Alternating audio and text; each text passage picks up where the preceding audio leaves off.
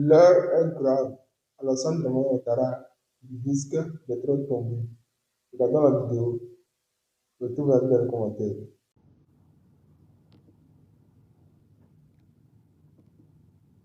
Tous nos amis, je salue tous nos compatriotes ivoiriens de la Côte d'Ivoire, de l'intérieur donc du pays, mais partout dans la diaspora qui nous suivent. Je suis très très heureux. En ce début d'année, Jacques, tu me permettras donc de dire bonne et heureuse année encore une fois à tous ces frères, à tous ces compatriotes, qu'ils sachent que, étant si loin de la patrie, nous les portons en cœur et puis nous avons mal chaque fois que notre pays va très mal.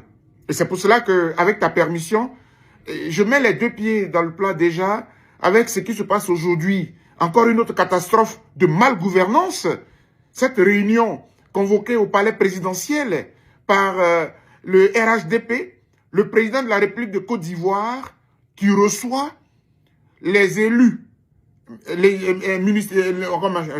députés nouvellement élus du RHDP. Voilà un amalgame criant qui interpelle. Un président de la République qui a accepté, parce que soi-disant la Constitution l'autorise, qui a accepté donc d'être président du parti RHDP. Ce qui est une aberration en matière de démocratie, parce que tout ce qui est autorisé dans la Constitution n'est pas seulement bon pour la démocratie. Dans aucun pays occidental, dans aucun pays même du monde, le dirigeant n'accepte d'être le président du parti au pouvoir. Oufouette l'a fait hier, parce que nous étions sous un parti unique. Mais Oufouette n'a jamais convoqué de réunion du parti au sein de la présidence de la République. C'est une aberration et je suis révolté quand je vois cela. Mais je ne suis pas surpris. C'est du RHDP, c'est du Ouattara. Et j'ai dit. Merci beaucoup, docteur Boga Sako Gervais. Comment vous vous portez à cette nouvelle année? Comment vous vous sentez concrètement, docteur Boga? Mais vous le voyez, par ma voix, par ma fougue, je suis moralement tranquille. Parce que je rends grâce au divin, chers frères. Je bénis le divin qui me permet de respirer et de vivre. Et je vis heureux, mais triste pour la Côte d'Ivoire chaque jour que Dieu fait. Et je ne cesserai de me battre pour mes compatriotes. Parce que nous avons un beau pays qui n'appartient pas au Ouattara, qui appartient à tous les Ivoiriens. Et ce que nous avions souhaité, c'est qu'on donne l'opportunité aux Ivoiriens de choisir parmi tous les Ivoiriens lequel d'entre nous était apte à diriger notre pays. On nous en a privés parce qu'on a voulu nous imposer le RHDP. Alors nous subissons le RHDP. Et en tant que fonctionnaire de l'État de Côte d'Ivoire, me voilà en train de subir encore le RHDP aujourd'hui. Je pense que c'est ce qui fait l'objet de cet entretien d'aujourd'hui. Rapidement, avant de revenir à notre entretien, j'ai suivi quand même les réseaux sociaux. Il y a beaucoup de personnes qui disent le prix aujourd'hui pour faire la politique en Côte d'Ivoire, c'est la prison. Que le docteur Boga Sako aurait dû rester en Côte d'Ivoire, subir ce qu'il devait subir et puis aider le pays comme ça se voit avec Innocent Yao, Braidoumi et autres. Que répondez-vous à cela? Non, mais c'est triste. Vous voyez, on est en train de fabriquer des nouveaux critères. La démocratie, dans la démocratie, il n'est écrit nulle part qu'il faille faire la prison. C'est l'Afrique. C'est l'Afrique qui rend dramatique la politique. Si bien que même dans nos sociétés africaines, Jacques Roger, quand tu dis à ton parent, je veux faire la politique, surtout, encore même si les chrétiens, il va dire, ou bien qu'il est croyant, il va dire, s'il te plaît, je te veux vivant. Ne rentre pas là-bas. Et j'ai fait une communication au niveau universitaire, dans mes recherches universitaires. J'ai écrit un article dans lequel je demande qu'on humanise la politique. La politique n'est pas diabolique. Dire que pour être un politicien est bon, il faut faire tes armes en prison. Mais si vous savez ce que la prison peut rapporter à quelqu'un, on peut vous tuer en prison. Les Laurent Gbagbo là, regardez aujourd'hui, avec son âge qu'il a, Laurent Gbagbo est pratiquement diminué. Parce que la prison, les prisons qu'il a faites, l'ont pratiquement diminué. L'ont pratiquement rabaissé. Donc vous voyez que ce n'est pas tout le monde qui survit à la prison. On peut vous empoisonner en prison aussi facilement. Parce que votre repas, vous ne le contrôlez pas. On vous l'apporte. Et entre-temps, s'il y a la fiole qui a envahi la République, mais on va vous fioler très rapidement. Donc on ne peut pas conseiller cela. Et on ne peut pas dire à nos étudiants, on ne peut pas dire à notre jeunesse qu'il faut aller en prison si vous voulez faire la politique. Ce n'est pas vrai. Et je le refuse. Et si vous voyez que quelque part, Dieu m'a permis de sortir de leurs griffes, de leur échapper, et ce qui leur fait mal jusqu'à aujourd'hui, mais c'est parce que la prison ne réussit pas forcément à tout le monde. Je vous citerai des jeunes frères. Jean-Yves Dibopieux, que nous avons perdu, ancien leader de la FESI, qui a créé son parti politique. Comment il est parti aujourd'hui? Mais c'est la prison qui l'a emporté. Il y en a un qui est encore vivant. C'est Samba David. Qu'il me permette de le citer, ce jeune frère-là. Mais il a les séquelles de la prison sur lui. La prison n'est pas une bonne chose.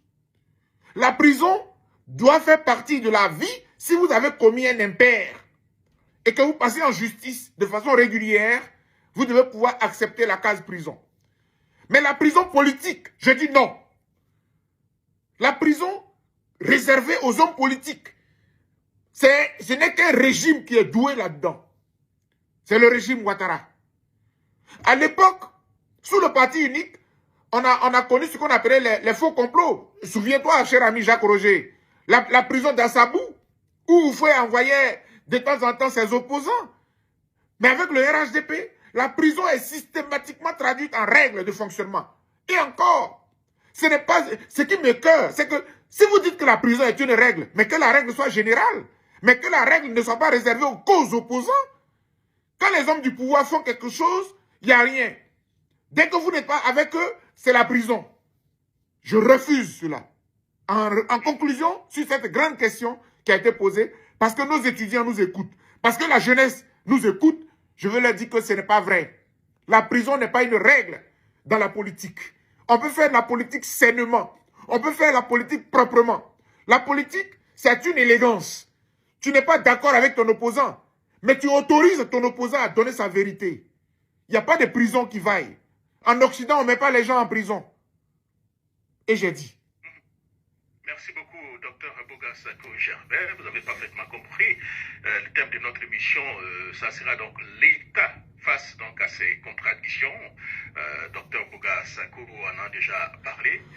Alors, chers amis, aujourd'hui, sur Afrique 2050 Radio, l'émission de Labo Côte d'Ivoire, nous recevons encore en exclusivité le docteur Bogassako donc Gervais, inculpé pour donc atteinte à la sûreté donc, de l'État, je pense que c'est bien ça, pour terrorisme aussi, mais convoqué pour reprendre donc son poste à l'université Félix Houphouët-Boigny. Une situation qui donc interroge. Peut-on être à la fois considéré comme une menace, j'allais dire, pour l'État et digne pour former la jeunesse? Voilà donc la grande question. C'est donc autour donc, de cette contradiction que s'articule, si vous voulez, notre échange aujourd'hui avec le docteur Bogassako Gervais. Alors le premier thème que nous allons d'abord, nous allons parler surtout de la justice et aussi donc des contradictions donc, de l'État. D'où ma première question pour le docteur Bogassako Gervais. Docteur, comment expliquez-vous qu'un État peut vous poursuivre pour atteindre donc à la sûreté de l'État tout en vous demandant donc de reprendre votre service à l'université? Merci beaucoup, chers amis et frères, pour la pertinence de l'exposé, de l'orientation de débat. Je vois que c'est un intello qui fait cette émission. Parce que le thème est tout à fait clair et c'est bien posé. Contradiction de la République. Contradiction de l'État. Mais j'allais dire contradiction d'un régime qui dit et se dédie à la vérité dans les faits. Mais voilà, aujourd'hui, pour chasser, et en même temps, on m'intime l'ordre de venir. Mais comment on peut poursuivre quelqu'un pour terrorisme, qui est l'un des chefs d'accusation les plus ahurissants dans le monde entier aujourd'hui, quand on vous traite de terroriste, mais vous êtes un danger pour la société en général. À cause de quoi? Mais parce que, en fait, l'État de Côte d'Ivoire joue avec les mots, joue sur les mots, atteinte à la sûreté de l'État. Quand vous n'êtes pas d'accord avec eux, parce que ce sont des braqueurs d'élection, des braqueurs du pouvoir, ce sont des gens qui font des coups d'État constitutionnels. Quand vous les dénoncez, évidemment, vous n'êtes pas d'accord avec eux. Donc pour eux, vous devenez la bête noire de la République. la bête noire de leur pouvoir. Et pour mieux vous abattre, on vous décerne tous les maux de la terre. Et ce sont eux qui ont écrit, hein, c'est la modification du code pénal de Côte d'Ivoire. Ils ont introduit les nouvelles dénominations de terroristes. Ils ont même créé un tribunal spécial pour les terroristes politiques. Mais ce régime-là nous fait pitié, quoi. C'est-à-dire que tous les opposants, tous les intellectuels qui les critiquent, qui n'est pas d'accord avec eux, il y a une prison spéciale. Il y a une prison spéciale. Donc, c'est la section qui est pratiquement aux deux plateaux. Voilà, une section du tribunal qui est aux deux plateaux, qu'ils ont baptisé tribunal des terroristes politiques. Et puis, ils n'ont pas honte. Et le monde entier, heureusement, commence à le découvrir. Donc, ça fait jaser. Alors, chers frères, vous comprenez, l'une des premières aberrations, l'inculpation dont nous parlons date de fin juillet 2021. Je rappelle à nos téléspectateurs, à nos confrères, à nos compatriotes, que je suis rentré d'exil le 9 juillet 2021. Je suis allé en exil le 10 juin 2011, après que l'on a arrêté le président Laurent Gbagbo. Me sentant menacé par les rebelles qui me cherchaient, ils ont saccagé mes bureaux, ils ont détruit les bureaux de la FIDOP. Me sentant en danger, par la grâce de Dieu, je suis sorti pour aller en exil en Italie. Quand les Italiens, la commission de l'asile, des demandes d'asile, a vu mon dossier, même pas une semaine, on m'a accordé le statut de réfugié politique. Quand je rentre, ou avant que je ne rentre, puisque je rentre en 2021, déjà en 2020, nous sommes confrontés à un troisième mandat. M. Ouattara veut faire un troisième mandat. Ce que nous n'acceptions pas, ce que nous n'avons pas accepté, ce que nous n'accepterons jamais. Alors je l'ai dénoncé sur les réseaux, dans tous les médias internationaux où j'étais invité, Afrique Média, un peu partout. Et comme, entre-temps, au plan national, le président Henri Konan Bédié, paix à son âme, que Dieu accueille ce serviteur digne de mon pays, il s'était braqué contre le troisième mandat. Lui et le président Afi N'Guessan, je veux aussi le saluer. Ils étaient admis à compétir. Je rappelle que leur dossier avait été accepté. Ils étaient candidats à l'élection présidentielle de 2020. Mais ces deux personnalités-là ont sacrifié leur candidature pour refuser la forfaiture de M. Ouattara pour un troisième mandat. Et c'est là que, vous vous rappelez, le président Bédié a mis une structure informelle parce que le CNT, le Conseil national de transition, n'existait pas légalement. Il a créé cette structure-là pour fusionner tous ceux qui n'étaient pas d'accord. Je le dis pour que nos compatriotes soient encore une fois éclairés. J'ai soutenu intellectuellement et publiquement le CNT, mais je n'en ai pas été membre, malheureusement. Pour ceux qui sont les petits esprits du RHDP qui veulent forcément m'habiller du CNT, je n'en ai pas été membre. Parce que je ne pouvais pas. À l'époque, j'occupais les fonctions de 5e vice-président de EDS, Ensemble pour la démocratie et la souveraineté. Et à ce titre, nous avions un référent politique qui s'appelle Laurent Gbagbo.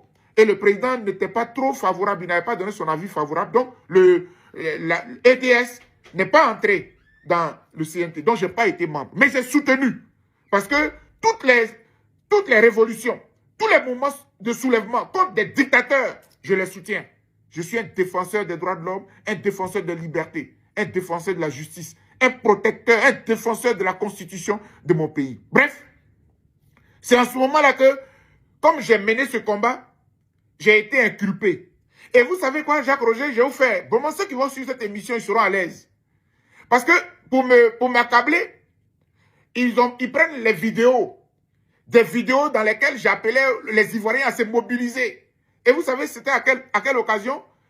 Le 10 octobre 2020, le pouvoir Ouattara avait accepté que l'opposition fasse un grand meeting au stade Félix Houphouët-Boigny.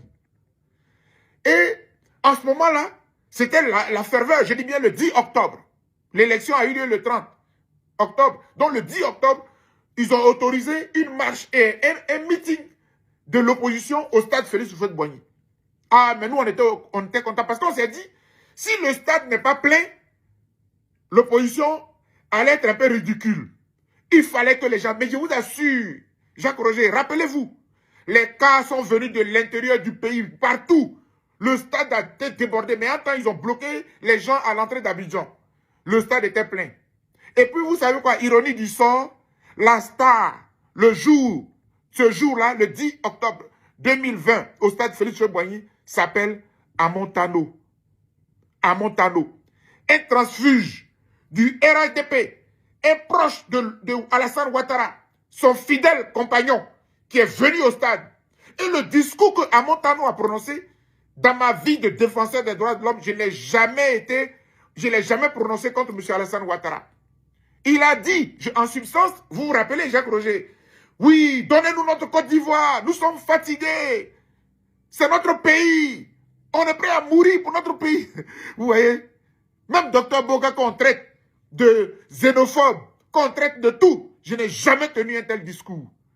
Même si Amontano est revenu au RHDP, aujourd'hui élu député à Jacquesville, je vais lui rendre hommage. Parce que on connaît le fond de son cœur. On sait qu'à la vérité, c'est un patriote. Mais vous allez au restaurant. Oh, on a compris. Vous êtes au restaurant. Mangez. Mais soyez patriote dans le cœur. Bref, cher ami, c'est pour tout ça là qu'on m'a inculpé. On m'a inculpé pour atteinte à la sûreté de l'État, terrorisme, vol d'urne. Parce que dans les mêmes chefs d'accusation, là, tout cela c'est dedans. Casse d'urne, casse des biens publics, etc. Quelqu'un qui n'était pas à Abidjan, qui était à 1000 lieues, qui était quelque part en Italie ou en France, ou au Danemark, ou en Espagne, ou en Suisse, où je faisais les conférences. Voilà un peu l'historique de la poursuite qui pèse sur moi. Mais entre-temps, comme tu parles de contradiction, mais si Dr Boga est terroriste et que vous l'avez inculpé depuis fin juillet 2021, et puis il est dans le pays, le dossier est dans les mains d'un juge d'instruction, ils ont mis 4 ans. Depuis lors, il n'y a pas de procès contre moi. Mais ce qu'ils ont fait, ils ont pris des mesures de restriction en m'imposant une contrainte judiciaire, un contrôle judiciaire, pour ne pas que je sorte du pays. Or, j'ai de la famille en Europe et aux États-Unis. Donc, j'étais chaque fois obligé d'écrire au juge pour que je puisse aller voir ma famille. Vous voyez, c'est une contradiction. Donc, à la vérité, en résumé, c'était pour me museler, pour ne plus que je critique, pour ne plus que je parle, mais pour que je sois avec eux. Après, ils vont aller dire, il est avec nous au sens propre comme au sens figuré. Je refuse d'être avec qui que ce soit, ni au sens propre, ni au sens figuré. Je suis un homme libre. Et je dis. Merci beaucoup, docteur Boga Sako Gervais, et vous avez parfaitement dit, docteur. Alors, la question que je vais vous poser, alors je pense que j'ai... Que devient docteur Boga Sako, université, quand donc les enseignants vivent sous la menace judiciaire administrative? Alors, quand tu me dis sans université, tu veux dire?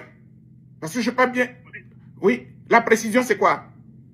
Je dis que devient donc une université. Ah oui. Quand donc les enseignants vivent sous... Voilà. Oui, merci. Non, j'ai très bien compris la question, mais elle est fondamentale. Parce qu'il faut certainement que nos amis et frères qui suivent cette émission sachent que elle ne sera pas sévère, on ne va pas déborder, elle ne sera pas excessive, elle ne sera pas très, très longue, mais c'est une émission très importante parce qu'il y a beaucoup d'enseignements que vous pouvez tirer là-dedans. Vous savez, dans le monde, les universités bénéficient d'une protection. Parce que, en fait, l'université, c'est comme... regardez, je vais donner un exemple pour que les gens comprennent très bien. À Korogo, enfin, chez nos parents du Nord, quand on dit le poro c'est le bois sacré. Il n'y a que les initiés qui y entrent. Il n'y a que ceux qui sont à l'intérieur, qui vont dans le poro, qui savent ce qui se passe là-bas. Mais c'est une école de formation des jeunes quand ils veulent rentrer dans le monde adulte. C'est un passage. L'université, c'est un temple.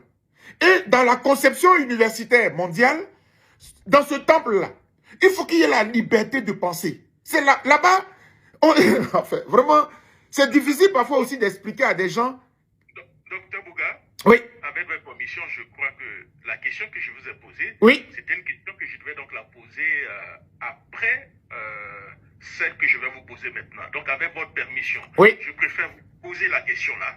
Et ensuite, je revenir sur l'université. Comme ça, on aura un débat assez... C'est comme tu veux.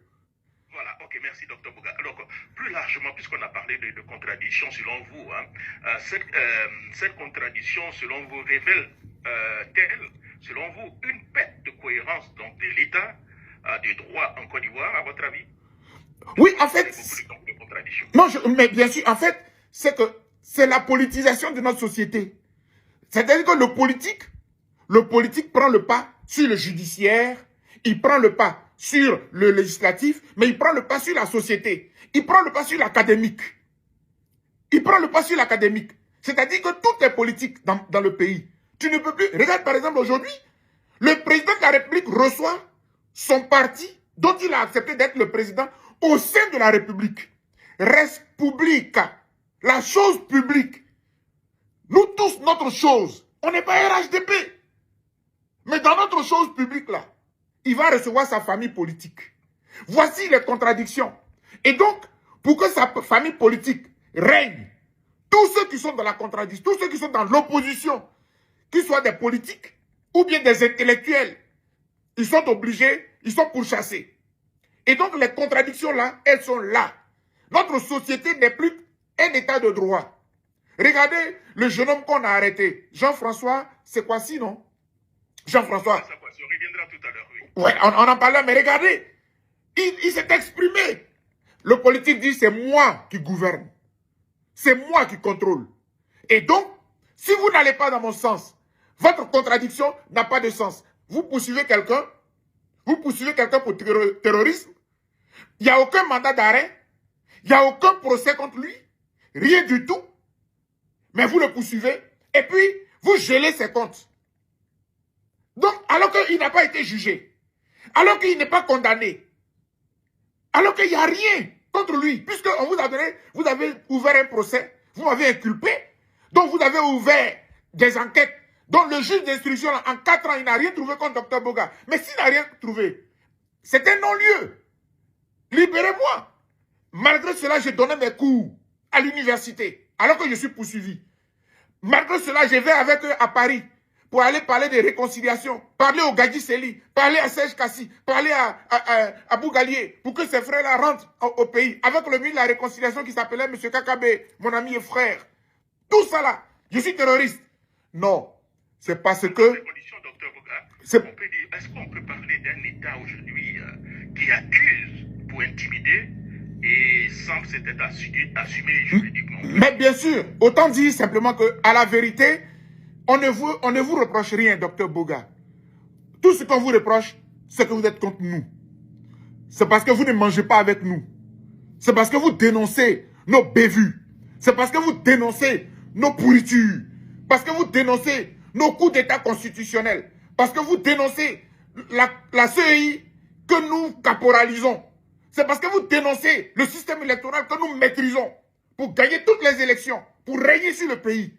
Voilà ce qu'on me reproche. Voilà ce qu'on reproche à tous ceux qui ne sont pas d'accord avec le RHDP.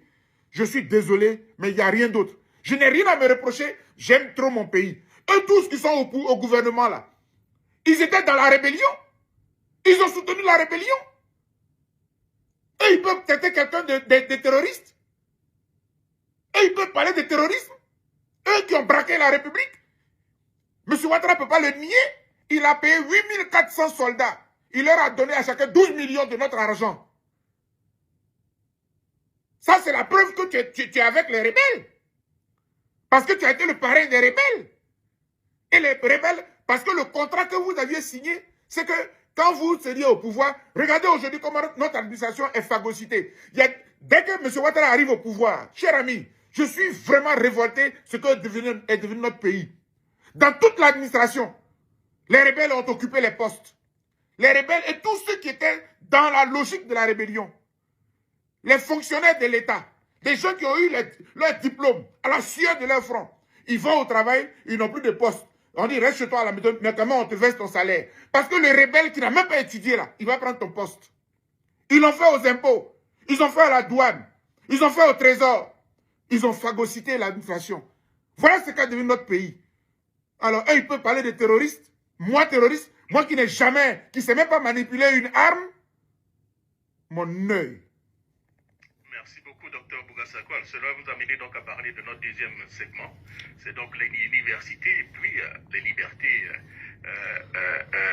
j'allais dire académiques. Alors, la première question que je vais poser, Dr Bougassako, l'université ivoirienne est-elle encore aujourd'hui un espace de liberté intellectuelle et des débats, des débats critiques? Merci. Donc, je reviens sur l'analyse que je faisais. C'est que dans le monde, on veut protéger la pensée, la liberté de penser. L'université, là, c'est le temple du savoir. Et dans le savoir, il y a des contradictions. Parce qu'à l'université, le RHDP est à l'université, le PPACI à l'université, l'intellectuel, c'est le monde libre. Là-bas, là, à l'université, là, il n'y a pas de machette. Il n'y a jamais eu de machette. Il n'y a jamais eu d'armes. C'est avec M. Ouattara et tous ces esprits-là, nouveaux, là, sont nés dans cet esprit-là. Mais c'est dommage, quoi. Et donc, à l'université, on passait notre temps dans le débat des idées. Et c'est ce que Voltaire a dit. Quand je cite souvent cette épitaphe qu'on a attribuée à Voltaire, en définissant la démocratie, je ne suis pas d'accord avec ce que vous dites, mais je me battrai pour que vous puissiez le dire.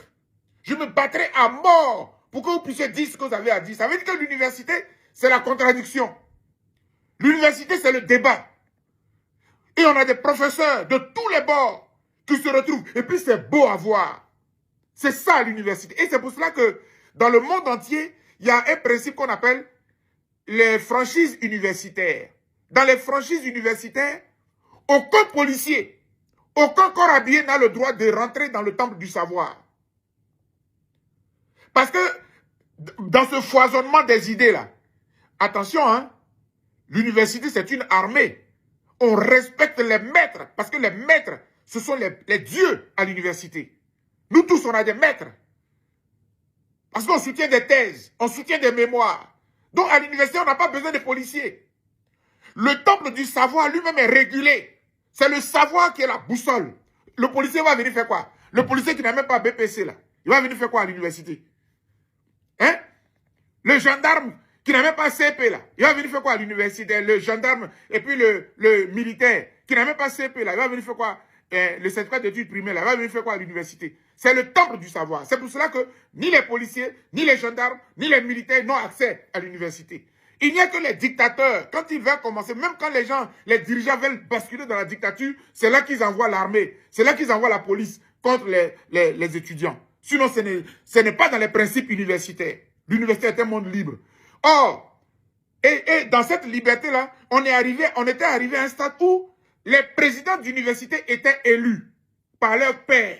C'est-à-dire que comme le monde universitaire, c'est un monde à part, un monde incontrôlable, ni par le politique, ni par le militaire, ni par le milliardaire. C'est un monde libre. Et donc, dans les nouveaux principes, le président d'université est élu par les collègues. On reconnaît, il y a des candidats, et puis en fonction de ton parcours, parmi nos maîtres, on choisit un qui va être le président, et puis le doyen, les doyens, etc.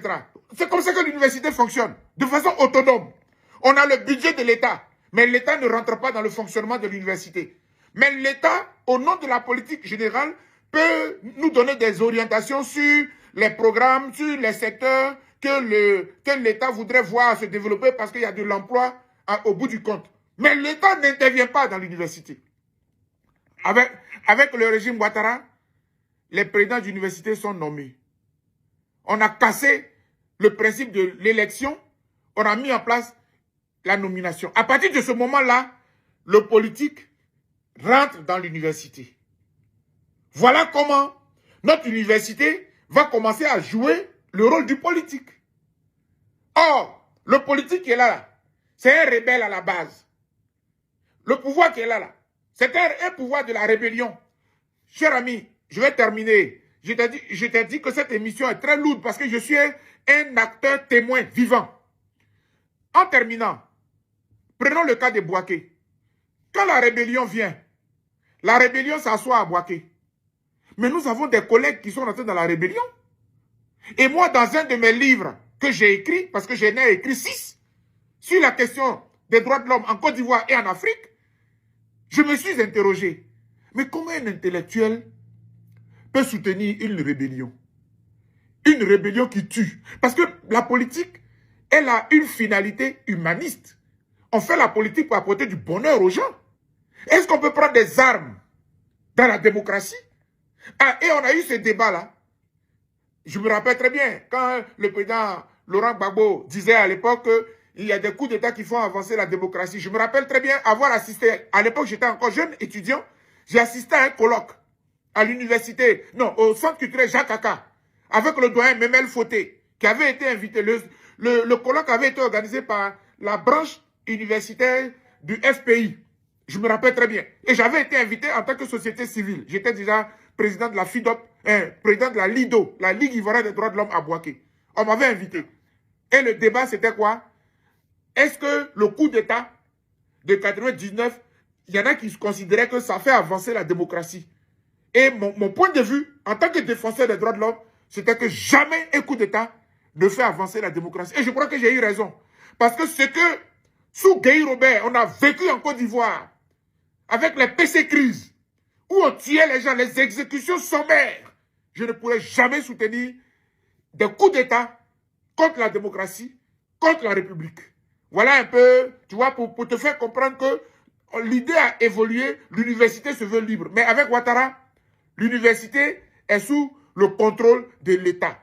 La preuve, mon université de Bouaké là, est devenue université Alassane Ouattara. Donc, tout à l'heure, dans l'introduction, tu disais que j'étais à l'université Félix Houphouët-Boigny. Non, je suis un pur produit de l'université de Bouaké. Je préfère dire université de Bouaké parce que Alassane Ouattara, on va enlever. Il n'est pas une référence universitaire. Monsieur Ouattara n'est pas une référence universitaire ni au plan économique, ni au plan politique, ni au plan juridique, à rien du tout. Rien du tout. Et c'est une aberration. Dans ces conditions, docteur, est-ce qu'on peut dire que votre engagement citoyen dérange davantage que votre fonction d'enseignant? Est-ce qu'on peut le dire? Oui et non. C'est-à-dire que, à la vérité, par exemple, vous avez vu les images que j'ai diffusées où j'enseigne le cours d'initiation aux droits de l'homme aux étudiants de lettres modernes. Parce que, à l'université de Bouaké, dans la section littéraire, sciences humaines là-bas, on a introduit le cours de droit pour que les étudiants ne restent pas que des littéraires enfermés dans leur carcan de littérature, la vieille littérature française du XVIIe siècle où j'ai eu mon doctorat. Ça veut rien dire du tout comparé aux réalités des Ivoiriens. Et donc, dans le cursus, on a introduit un cours de droit. Et mes collègues m'ont confié la responsabilité d'enseigner l'initiation aux droits de l'homme, aux étudiants de licence. Donc, quand vous voyez le cours que je leur donne, ce sont des cours de vie. Parce qu'on ne vit pas de lettres. Les droits de l'homme, c'est la vie. C'est la gestion quotidienne, les rapports humains. Le droit, c'est la gestion des rapports humains. Donc, si tu as fini tes études de linguistique, de sociologie, de philosophie, il faut vivre dans la société. On dit nul n'est censé ignorer la loi. Donc, comment tu fais si tu ne connais rien à la loi? Tu es un universitaire perdu. Donc, voilà comment je donne des cours de droit et des droits de l'homme, précisément de droits de l'homme à mes étudiants. Donc, je ne dérange pas. Mais c'est le pouvoir qui se sent dérangé. Parce que je le critique. Donc, vous comprenez que, en même temps que je suis enseignant à l'université, en même temps, je suis un militant des droits de l'homme. Et c'est mon côté militantisme des droits de l'homme qui les dérange. Mais je ne suis pas double. Je suis la même personne. Et en tant qu'intellectuel, je sais adapter mon discours quand je fais mes cours, parce que les théories que j'enseigne, ce sont des théories universelles. Des droits de l'homme, le droit international des droits de l'homme, et puis le droit international humanitaire, le DIH et le DIDH. C'est clair. Voilà, merci beaucoup, docteur Bogassako. Alors, pour conclure avec ce deuxième segment, avant de parler au tout dernier segment, un État qui intimide, si vous voulez, ses intellectuels, peut-il préparer sainement l'avenir voilà, Non, non, l'avenir du pays. non, mais c'est grave. Et la promotion des Non, réseaux. non, mais c'est très grave, Jacques Roger. Ce dont nous parlons est très grave. Parce que tel que le RHDP est en train de fonctionner, les valeurs deviennent des anti-valeurs. C'est-à-dire que les jeunes qui se battent, les jeunes instruits, les jeunes brillants, les jeunes intelligents, qui ont leur diplôme, ils n'auront pas d'emploi. Il faut rentrer au RHDP pour avoir de l'emploi. Vous vous rappelez qu'il y a eu un scandale au niveau du ministère de l'Emploi et des jeunes. Ils ont créé une plateforme où on disait e-emploi. E-emploi, vous postulez, il y avait une clause. Il fallait être membre du RHDP. À cette allure-là, mais vous allez tuer l'intelligence de nos jeunes en les phagocytant. Laissez les jeunes librement choisir leur parti politique. Ils ont le droit de choisir leur leader politique. Ils sont suffisamment matures de choisir leur orientation politique. Nous voulons les former à l'université et puis les jeter dans la société étant complets. Et en ce moment-là, avec ce qu'ils ont étudié et leurs convictions personnelles, ils peuvent aller au RHDP, ils peuvent aller au PDCI, ils peuvent aller au PPACI, ils peuvent rester dans la société civile, comme moi. Moi, je plaide pour la société civile, pour avoir la liberté de penser et la liberté d'analyser. Bref, un exemple, dans ce que vous dites qui est très dangereux. Lorsque on suspend toutes les organisations universitaires, cher ami, c'est un projet politique. C'est un projet politique parce que dans le monde actuel, l'université, c'est de l'université que viennent les grandes révolutions. Vous vous rappelez de mai 68? Nous n'étions pas encore nés. Mais vous et moi, on a étudié mai 68. La révolution de la France aujourd'hui, au niveau intellectuel et social, est venue de mai 68, est venue des universitaires. Ce sont les jeunes universitaires. Et donc, M. Ouattara et son régime, en suspendant toutes les organisations universitaires, en supprimant la FESI, mais c'est une aberration, la Fédération estudiantine et scolaire. Moi, je ne la considère pas comme diabolique. J'ai passé toute ma vie à universitaire à former la FESI. Parce que la FESI a un bon fond. Parce que ce sont des jeunes qui apprennent à diriger, à être des leaders. Mais ce qui leur manque, c'est de pouvoir allier le syndicalisme et le respect des droits de l'homme. Et le respect des institutions de la République. Mais ça là, on n'a pas besoin de les suspendre pour ça. Non, c'est parce que les gens les utilisent. C'est parce que les gens veulent les utiliser. Et quand l'organisation refuse de se soumettre, alors on casse. Rappelez-vous, moi j'ai connu le MESI. J'ai occupé le poste de membre d'un bureau du MESI au lycée scientifique de Yamoussoukro. J'étais en seconde première. Et j'ai participé au bureau, le tout dernier bureau, en 88-89. Parce que le MESI a été dissous en 90, lorsque la FESI naît en avril 90. Avec le multipartisme. Le multipartisme est déclaré par Oufoué en avril 90. En même temps, la FESI va voir le jour. En même temps, le MESI va mourir. D'accord. D'accord. Voilà. Alors, docteur, merci beaucoup. J'ai compris. On va passer rapidement au troisième segment. Je sais que vous avez beaucoup de choses à faire tout à l'heure. Bien sûr. Le troisième segment, ça sera donc la jeunesse répression et le cas donc de monsieur Jean-François Kouassi que vous aviez certainement mentionné en début de mission. Alors, docteur, la première question, que révèle, selon vous, la détention donc du jeune Jean-François Kouassi sur donc le traitement réservé à la jeunesse engagée? Je suis triste. J'ai lu la vidéo de ce jeune homme. Mais il n'a rien dit de tel. Il n'a rien dit. Il n'a rien fait. Il n'a rien fait. C'est-à-dire qu'on va l'accuser de trouble à l'ordre public, diffamation. Mais, cher ami, dans la République, la bonne gouvernance exige que les autorités gouvernent dans la transparence. La transparence, c'est que vous ne pouvez pas organiser un concours, fût-il réservé à une minorité des citoyens, en catimini. Mais Jacques Roger, tous ceux qui sont payés par l'État sont contrôlés par tous les citoyens de la République. Parce que l'État, c'est nous. C'est nous qui cotisons pour que l'État ait l'argent pour payer tous les gens qui travaillent pour l'État. Donc, quel est ce concours administratif réservé à des personnes d'une certaine catégorie, mais qu'on n'aura pas public? Mais il faut au moins informer. Informez-nous.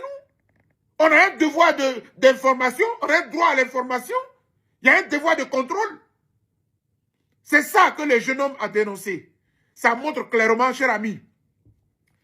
Il ne faut pas que j'oublie. Ce débat-là, il faut le lever. Ce débat-là, il faut le lever. Lorsque M. Ouattara prend le pouvoir, il a commis une erreur gravissime qui va le suivre jusqu'à la fin de sa vie. Il a osé dire, au cours d'une interview, accordée à un journal européen, un journaliste européen, un journal européen, que le nord de la Côte d'Ivoire a toujours été lésé. Donc, il est venu pour que rapidement, il va faire un rattrapage.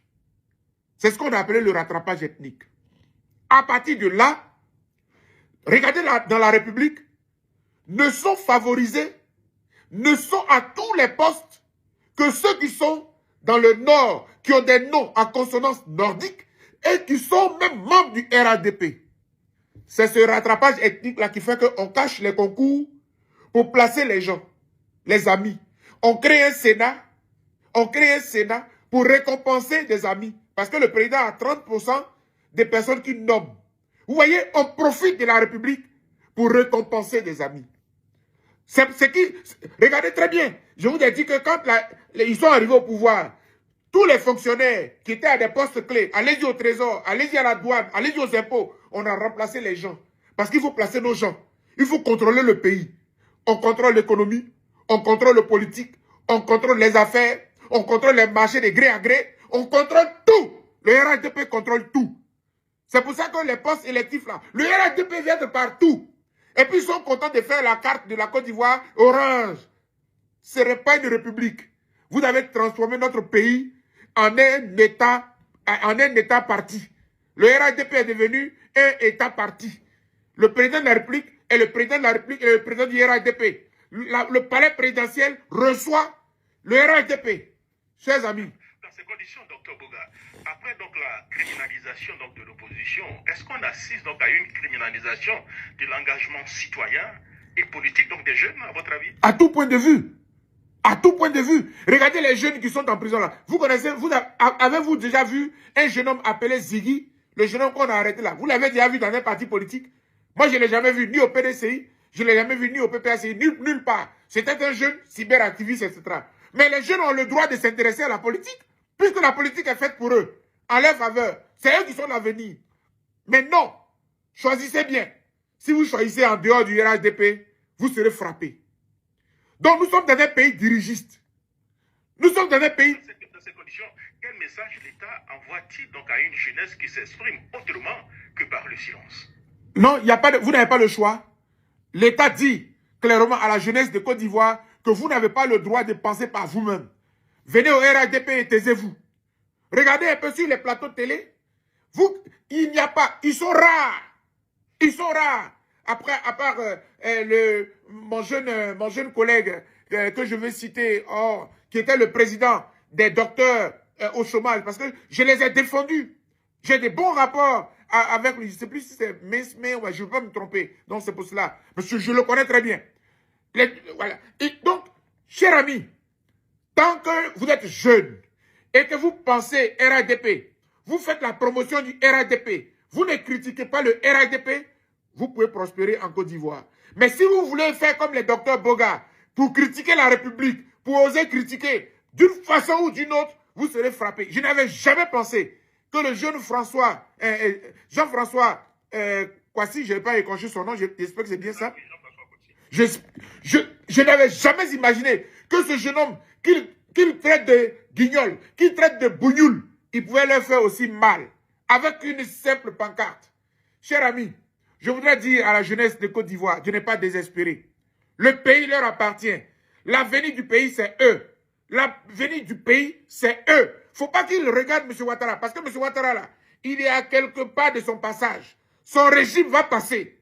Notre pays doit demeurer. Les jeunes Ivoiriens doivent avoir la jugeote, doivent avoir l'intelligence, doivent se lancer dans les débats contradictoires et politiques. Parce que les jeunes doivent faire la politique. M. Macron, il n'avait même pas 40 ans quand il a pris la tête de la France. Donc, n'attendez pas d'avoir 50 ans, 100 ans pour faire de la politique. Faites la politique à votre jeune âge. Ayons un parlement avec des jeunes députés. Voilà ce que je peux vous conseiller. Avec tout ce qui se passe, peut-on donc gouverner durablement par la peur donc, de la jeunesse dans ces conditions? Mais non.